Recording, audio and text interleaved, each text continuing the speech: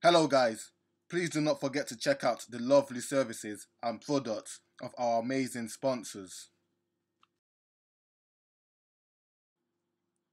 Full copy of any recorded match is available to buy for scouting, training and analysis purposes. We also offer services to individual players who are looking to build a video portfolio. For more information, please contact us on Twitter or send an email to williams@wdsports.co.uk. Thank you.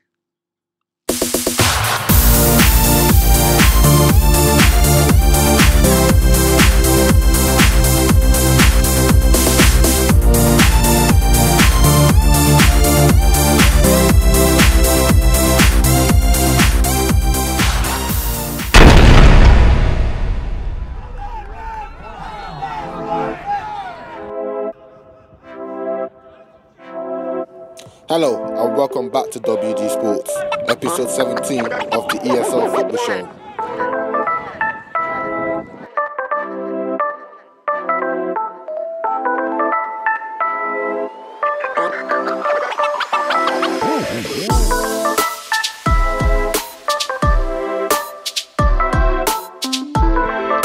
Top of the league, Hullbridge Sports welcomed Sporting Bengal to Lower Road, trying to avoid their second straight defeat and hoping that a win would put them 7 points clear at the top of the Essex Senior League.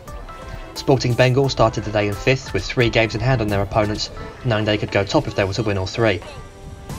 They would have fancied their chances as they came in unbeaten in their last 12 games, and with striker Jay Knight firing on all cylinders with 13 goals in just 8 games this season. The game promised to be a thriller, and from the outset it did not disappoint. Only 6 minutes had been played when Sam Taylor picked up the ball just inside his own half and went to the surging run attended with a beautiful ball lofted to the back post, where Nathan Scarborough was on hand to head the league leaders in front.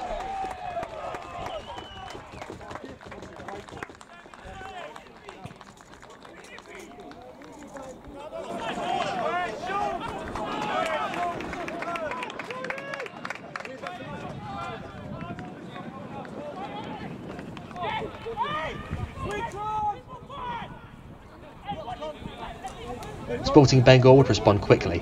Jay Knight, playing in Bobby Redwood, who thought he had drawn his side level before the heroic defending of Sean Coe, scrambled the ball off the line.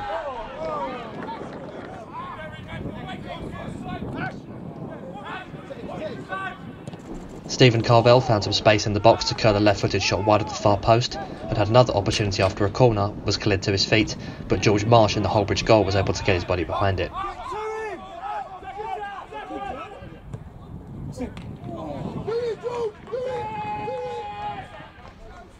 Turning provider, Marsh launched the ball forward, Scarborough's flicked header finding Luke Hornsley, who was unable to lob Bengal keeper Ibrahim Ugradar.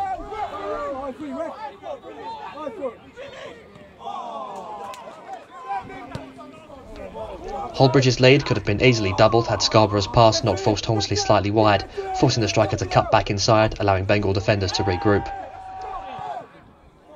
Scarborough was causing havoc for the Bengal backline, doing well to stay on his feet on a run into the box, but not being able to find anyone with his cutback pass.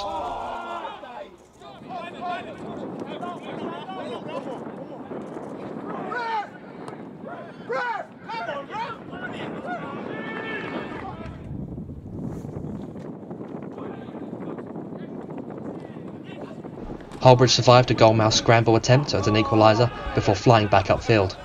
Matt Tapley looked to Scarborough with the through ball, but the referee ruled the defender's shoulder charge was a fair one.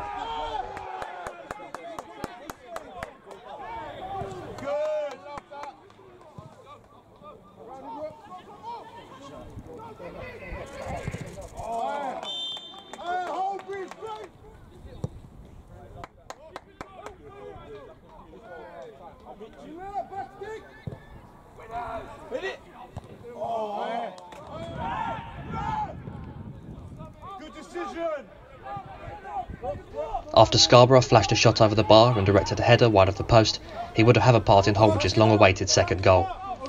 Chasing down an overhit cross, the striker laid it back to Taylor, whose whipped cross was flicked to Emmanuel Okunta, who fired home off the inside of the post after an excellent first touch.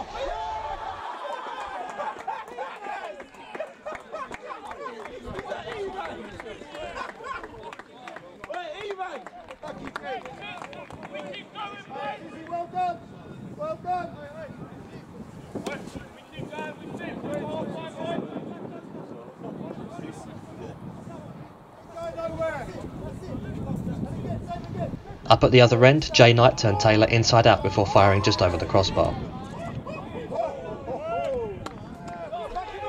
With half-time approaching, Scarborough fought a decent save from Okunta before the Bengal keeper was nearly beaten by his own teammate. In trying to hoof clear Jamal Allen's cross, Declan and Che diverted the ball inches over his own net, allowing his side to get to the half facing a difficult yet not insurmountable 2-goal deficit. The away side began the second half like they knew they had no time to waste if they wanted to pull off the comeback. Jay Knight forced a corner in the opening minutes, from which Kamal Duncan rose highest to send a looping header into the far corner of the net.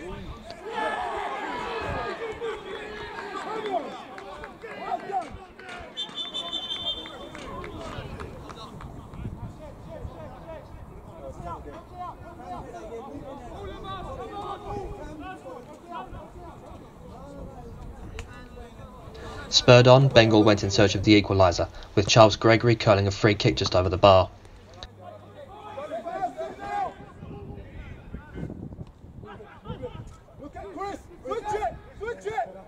Momentum was with the visitors now, as Sean Siddick racing at the Hullbridge penalty area before playing a perfect through ball for Jay Knight to slot under the keeper and draw his side level. A good finish by Knight, who continues his remarkable goal-scoring record this season.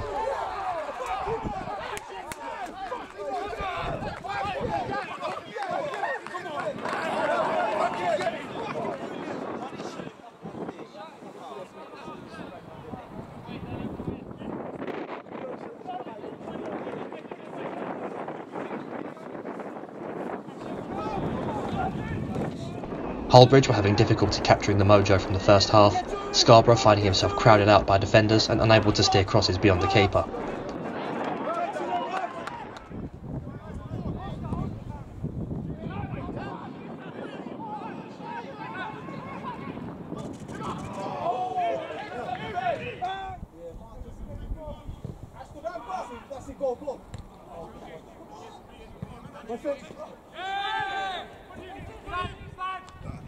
With just over 20 minutes to play, Hullbridge found themselves having to defend a corner. Clearing it initially, Knight worked the ball to the left before crossing to Stephen Carvel in oceans of space to fire a powerful shot to the back of the net. Having been 2-0 up and cruising at half-time, Hullbridge was suddenly staring down the barrel of a second successive defeat, and in desperate need of a spark to rescue their afternoon.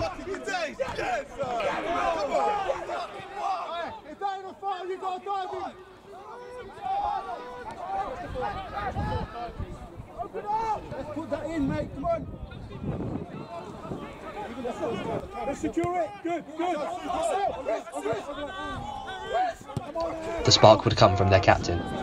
Scarborough controlled Hornsley's cross with his chest before nudging the ball past the on-rushing Okunta, watching it trickle into the net to make the game all square once more. A 6-goal thriller between two of the best teams in the league with 20 minutes still to play.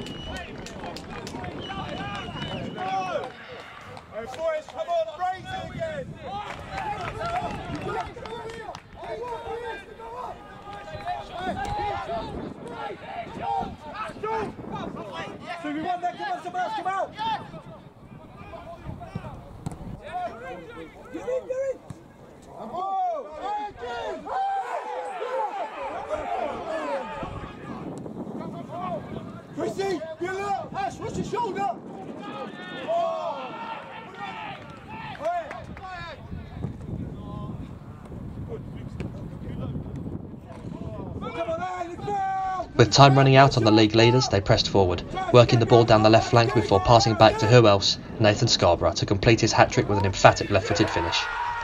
Considering how the game had gone, Hullbridge can't have been blamed for looking for another goal, one that might have finished off their opponents for good, but Bengal defended resolutely to keep their hopes alive.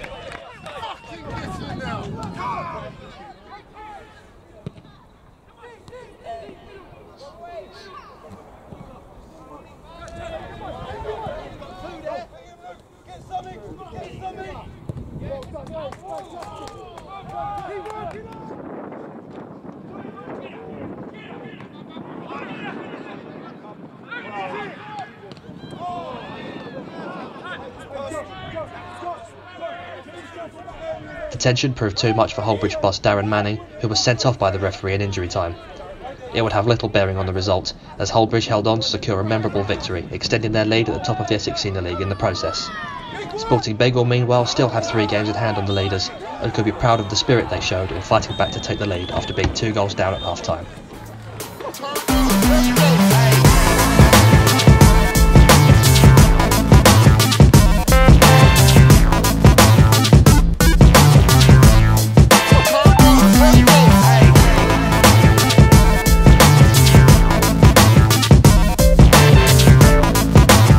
West Essex faced Clapton in a clash of two mid-table sides who have won only once in their last 5 matches, with Clapton having failed to find the back of the net in their last 4.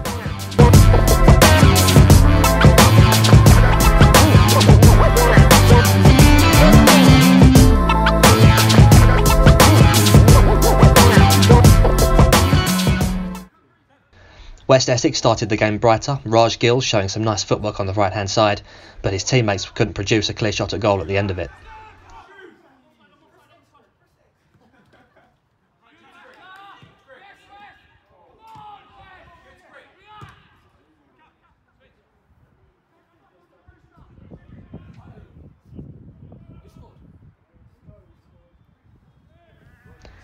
But it would be the visitors who would break the deadlock, Jacob Kromann taking on the headed down cross to fire into the bottom corner.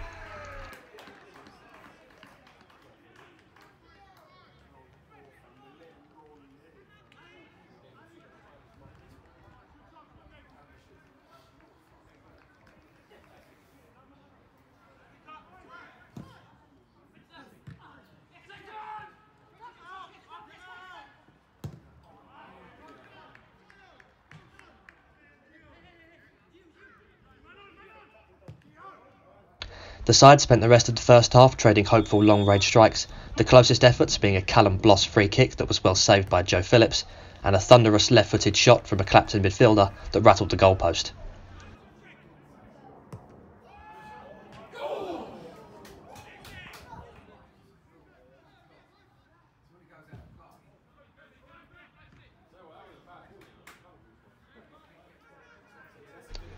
West Essex's chance at an equaliser would come almost immediately into the second half, a long free kick into the box being clearly handled by a defender, leaving the referee no choice but to point to the spot. Callum Bloss took it, sending the keeper the wrong way to draw the home side level.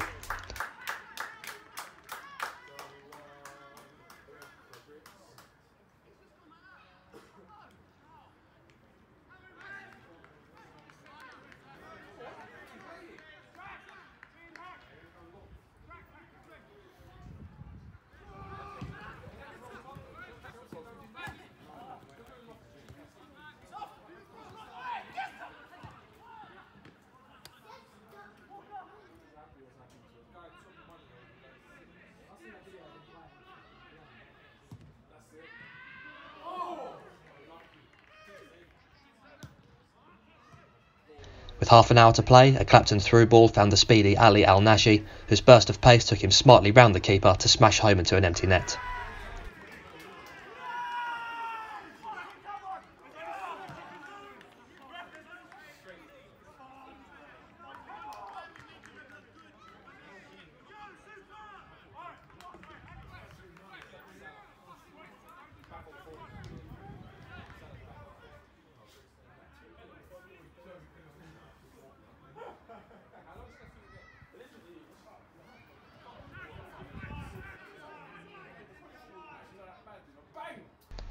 West Essex struggled to really threaten the Clapton goal, while Al-Nashi's pace continued to cause them problems at the other end.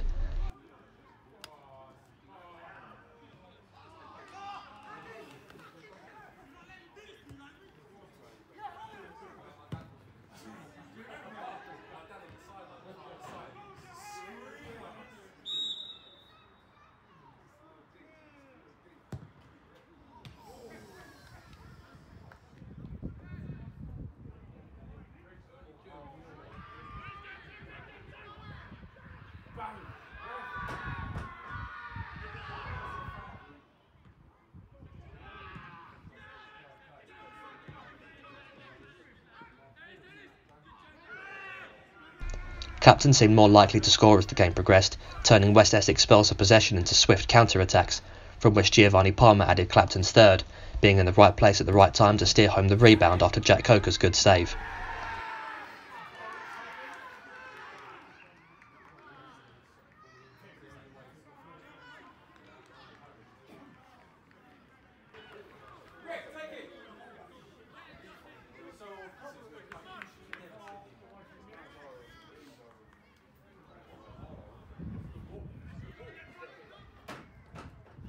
With 5 minutes left, West Essex were awarded another penalty. This time it was substitute Joe Lefley to take it, finding the back of the net despite Phillips getting the right way.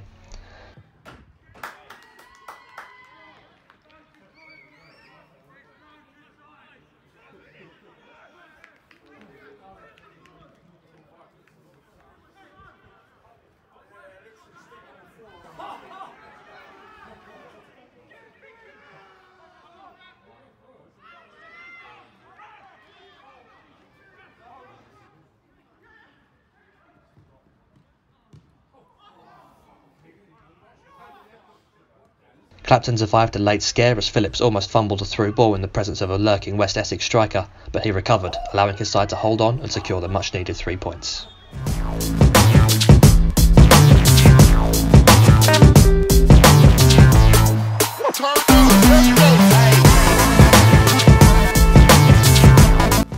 Thanks for watching another brilliant episode of the ESL Football Show. See you next week.